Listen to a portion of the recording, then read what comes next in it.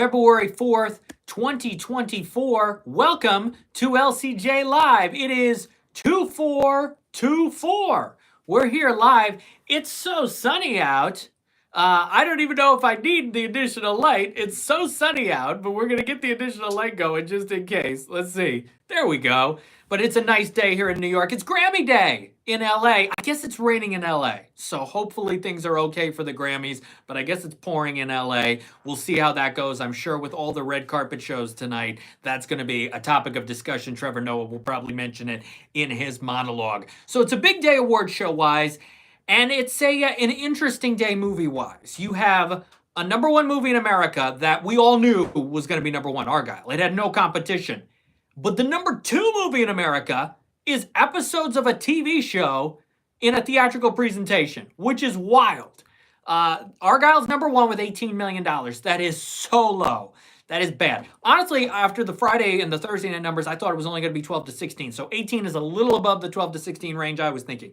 But still, when the movie costs $200 million and the film does not do well, clearly, and the film's not good, I was bored. I was bored with Argylle and surprised with how weak the twists are and not into it. So yeah, disappointed with Argylle and these numbers. Universal and Apple got to be going, oh my gosh, this is bad. It's not good. And then your number two movie in America is The Chosen, Season 4, Episodes 1, 2, and 3, which earned $6 million, $7.5 million for the 4-day. Ralphie Nugget, hello from the Twin Cities. Hello, Ralphie. Thanks for being here on LCJ Live. And another comment, Apple must be saying arg at Argylle. Yeah, wow. This is a flop. But then The Chosen, Fathom Events. I mean, these Chosen episodes have done well in the past, but for the number two movie to be a theatrical presentation of TV show episodes is wild. It is just wild. That's where we are right now because all these other movies that have been out for several weeks are falling in terms of the dollar amounts, but yet staying high up in terms of the top 10 chart. But they've been out for so long. Movies like Migration and Anyone But You and Mean Girls and The Beekeeper and Wonka have been out for weeks and weeks. But they're still some of the top movies in America because there hasn't been a lot of competition in the last few weeks.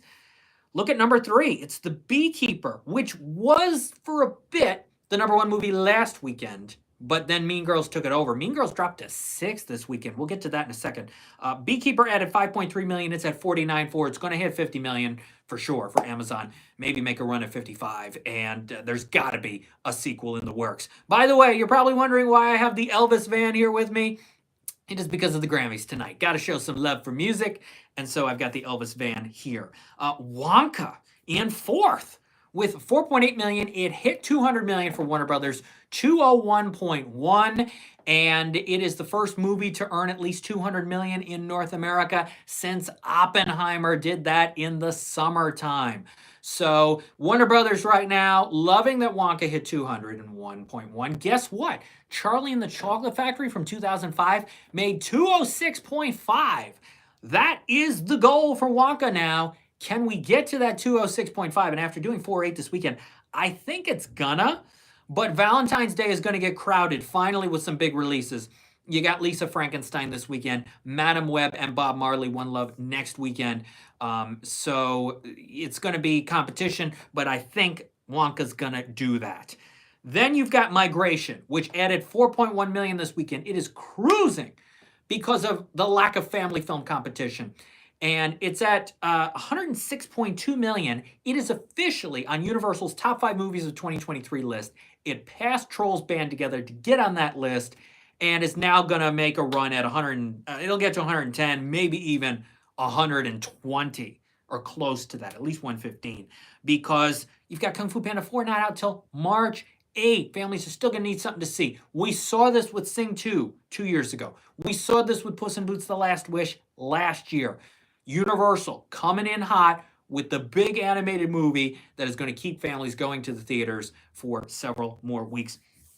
Post Shanna, any big Grammy surprises tonight? Well, you've got Barbie nominated in a bunch of categories, and I know the Grammys are going to start giving away awards during the day, as they always do. How will Barbie do today? That will be interesting. It's been a wild award season already for Barbie. How will that do? We will see. Want to take a second and check out my Elvis? Yeah, there he is. All right. Let us see. Next up is Mean Girls. $4 million. $4 million for Mean Girls is a huge drop in terms of the placement. It was number 1 last weekend, down to 6th this weekend. Yikes. Mean Girls added 4 million. It's at 66.4. Here's the thing about Mean Girls. It started out strong, but everybody wanted to go right away. Everybody wanted to go right away. And so then you get this, which is 66 off of a $28 million start. It had like 32, 33 after the long weekend. Half of the money came from the first 4.5 days. The Color Purple, which had a third of its money come from one day, that's not great. But this Mean Girls... I mean, I don't think we're getting a Mean Girls 2. There already is a Mean Girls 2, but I don't think we're getting another Mean Girls movie. But Paramount kind of going, all right, we did the right thing by putting this in theaters, but people didn't want to go see it twice, really. Let's see. Anyone But You, I think, is next with $3.5 million. It is at 76.3. Here's the interesting thing about Anyone But You. It is getting a re-release extension next weekend to go up against Lisa Frankenstein. So they're going to add like 4 minutes of footage. 4 minutes is not a lot, but they're adding 4 minutes. They're calling it the Valentine's re-release. And they're going to put that out officially Friday. So all the versions of the original version are, I guess, going to go. And now it's going to be the new version. It's still making money. It's at 3.5. It's at 76.3. It'll get to 80 million probably for Sony. And one of the biggest absolute surprises of 2023, especially the end of 2023. Sony did not think that this was going to be their third biggest movie of the year for Columbia Pictures. No, nobody thought that this was going to make this much money. But look at what has happened. Next up, I believe, is American Fiction. American Fiction added 2.3 million. It's at 15. Nominated for 5 Oscars. Did you see Sterling K. Brown on Graham Norton or see the clip online? BBC America gets the episodes late. I enjoy watching them, but they're not going to air this one for probably a week and a half. Sterling K. Brown said on Graham Norton this week, he is so confident he is losing the Oscar.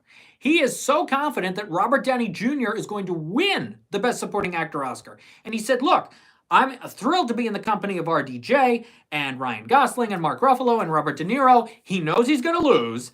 And he knows that Robert Downey Jr. is going to win. And he even on Seth Meyers about a week ago, or earlier last week, said, I can't believe that I got the spot taken by Charles Melton and Dominic Sessa and Willem Dafoe. He was going to be happy to congratulate all of them. He was pleasantly surprised. Sterling K. Brown, Emmy winner, multiple Emmy winner, very candid. He's like, listen, I'm thrilled to be in the group, but I'm losing to RDJ. Graham Norton was shocked. I could tell on Graham Norton's face, he was like, whoa, Sterling just said he knows who's losing. And here's the thing I say to that. I met Sterling K. Brown in January of 2020 at the Critics' Choice Awards. Great guy, nice guy. Loved the sunglasses he was wearing. Cool. He clearly is a very honest guy, very direct guy. He is a very talented actor. I did not love his performance in American Fiction. I wanted to. I thought he was fantastic on This Is Us. A hell of a performance on This Is Us. And he's been in some other movies, Waves, and he's done some great voice work over the years. I just didn't love the performance in American Fiction. But clearly he's like, listen, I'm just happy to be here. And here's the thing. I don't think RDJ is a lock. And let me tell you why. De Niro's not winning, though De Niro hasn't won in 40-something years. Ruffalo's not winning, even though it's his 4th supporting actor Oscar nomination. Sterling K. Brown is not going to win. I think Gosling is in position number 2 behind RDJ. Now, having Ken get nominated instead of Not Also Barbie, meaning Gosling got nominated but not also Margot Robbie, may hurt Gosling's chances of winning a little bit. But if people are on a Barbie crusade to get this movie to win as many Oscars as possible, then Gosling's got a shot. America Ferrera, I think, is a much more of a long shot. I could see Emily Blunt in a surprise BAFTA win in that supporting actress category. But America Ferrera, I don't see. That would be an all-timer. That's like Marissa Tomei all-timer Oscar win if America Ferrera wins over Divine Joy Randolph for The Holdovers. But I think Gosling is not completely out of it. And it starts with SAG. Um, well, technically it starts with the BAFTAs, but Margot Robbie, I don't think is nominated for the BAFTA as well, or she is, or the movie's not up for picture, or she's in something. But for SAG, Robbie's nominated for actress, Gosling is nominated for supporting actor, the cast is nominated, and the stunt ensemble is nominated. So if everybody for SAG just wants to vote Barbie like crazy, then Gosling could win over Robert Downey Jr. Maybe. And that maybe carries that momentum into the Oscars voting. Maybe. So I don't think RDJ is a lock. Yeah, he's the front runner, but look, we've seen it in the past couple years, especially last year. We had Angela Bassett winning Golden Globe and Critics' Choice, and then boom, Jamie Lee Curtis wins SAG and she wins the Oscar.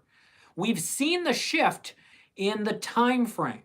You know, Cate Blanchett had some early wins, and it went to Michelle Yeoh last year in the end for the Oscars. Everything Everywhere was on a heck of a roll.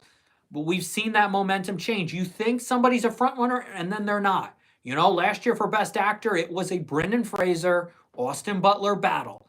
They split. Butler took the Golden Globe and the BAFTA. Fraser took the Critics' Choice and the SAG. It could have gone either way, and it went to Brendan Fraser.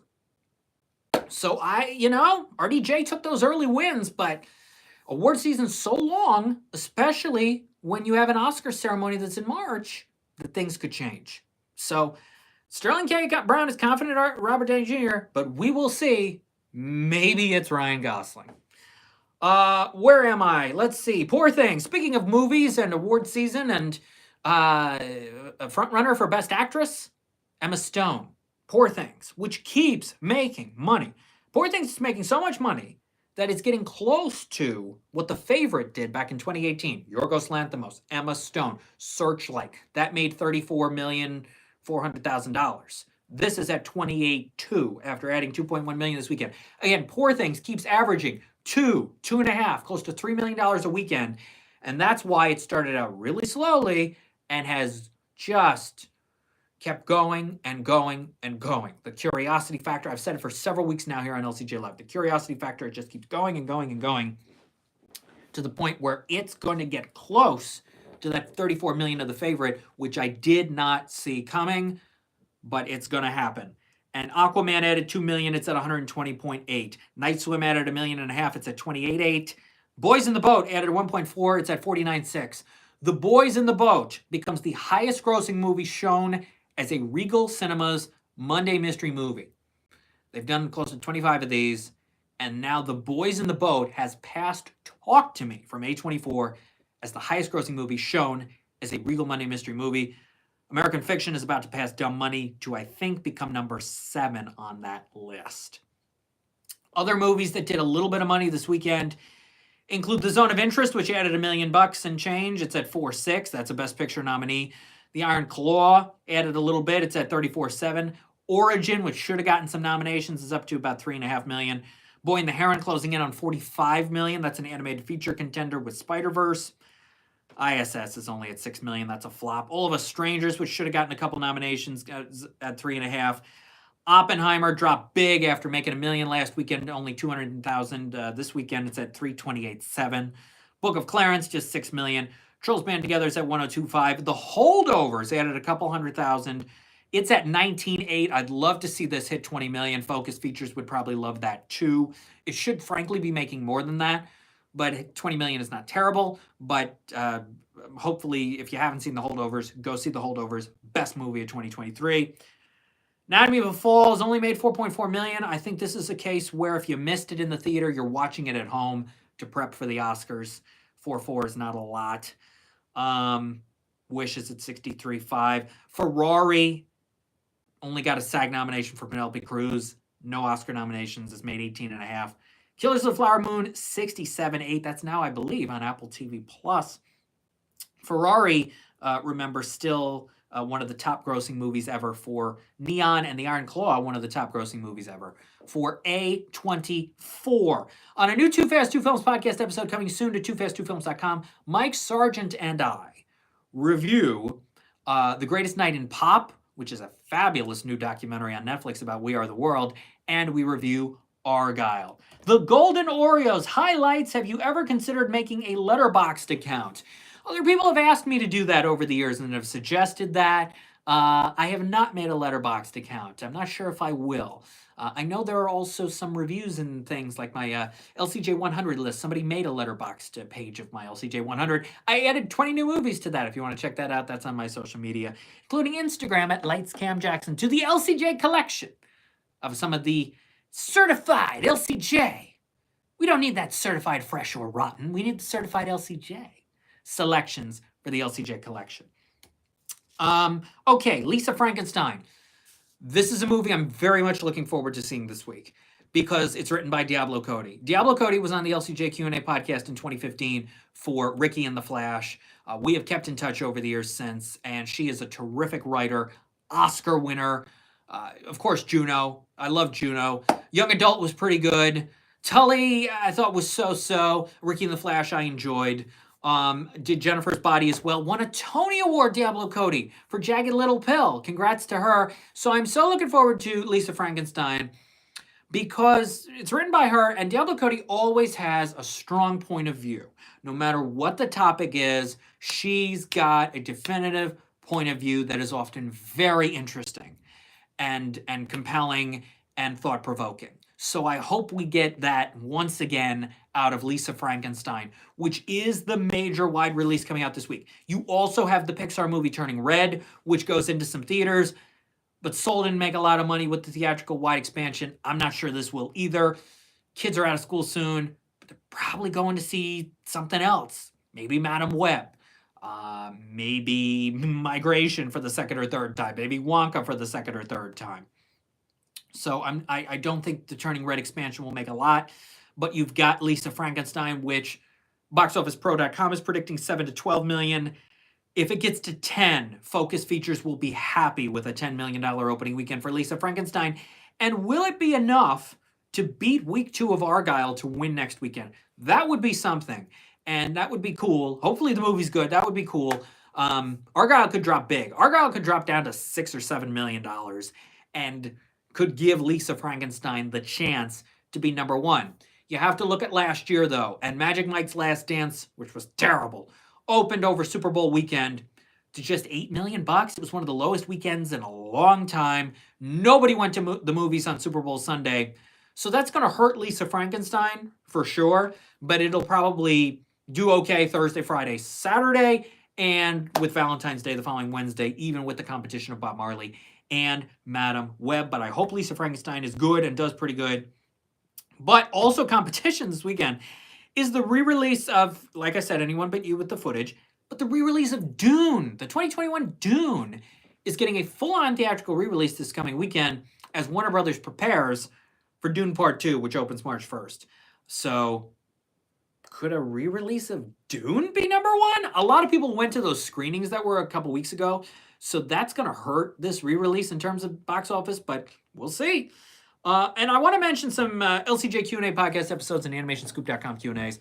LCJ Q&A episode with Todd Newton is great. That's at lcj.podbean.com, Emmy-winning game show host. Tomorrow, new Animation Scoop Q&A and LCJ Q&A episode with the creators of the new Nickelodeon animated series Rock, Paper, Scissors, which has a sneak preview episode the Super Bowl night, right after the Super Bowl on Nickelodeon, and then officially premieres Monday, Feb 12. So that will be available tomorrow. Fun conversation with them. Some Animation Scoop Q&As and LCJ Q&A episodes with the makers of The Tiger's Apprentice, which is now on Paramount+, Orion in the Dark, which is now on Netflix, and the new PBS Kids animated series Lila in the Loop, which premieres tomorrow on PBS Kids. Check your local listings. Those episodes are available now as well. Great conversations with all of them. It was a big weekend, and it is a big time for animation. And Migration still made more than $4 million this weekend. So families went to the theaters, but also I'm sure many at home this weekend watching either The Tiger's Apprentice on Paramount Plus or Orion in the Dark from DreamWorks on Netflix. So a big time for animation. When we are back here next Sunday for Super Bowl Sunday on LCJ Live at 12 p.m. Eastern, I'll give you my predictions for the Super Bowl. Taylor Swift is going to be there. She's going to Japan, and then she's going to the Super Bowl in Vegas. We'll talk about the Nickelodeon factor of the Super Bowl, why I'll probably be watching Nickelodeon's telecast of it instead of CBS. And we will preview how Madam Web and Bob Marley are going to do, and how Lisa Frankenstein does at the box office. For more, go to Twitter at LCJ Reviews, Instagram at LightsCamJackson. If you're watching on YouTube, thank you. Subscribe to the channel. YouTube.com/LightsCameraJackson. The website is lights-camera-jackson.com. More Q&As, more announcements, more cool ventures I'll be sharing soon. And thank you so much for watching today's episode of LCJ Live. Have a good Sunday. Stay well. Enjoy the Grammys if you're watching them tonight. And I'll see you next time on LCJ Live. Bye-bye. Ba-dum, bum, ba-dum.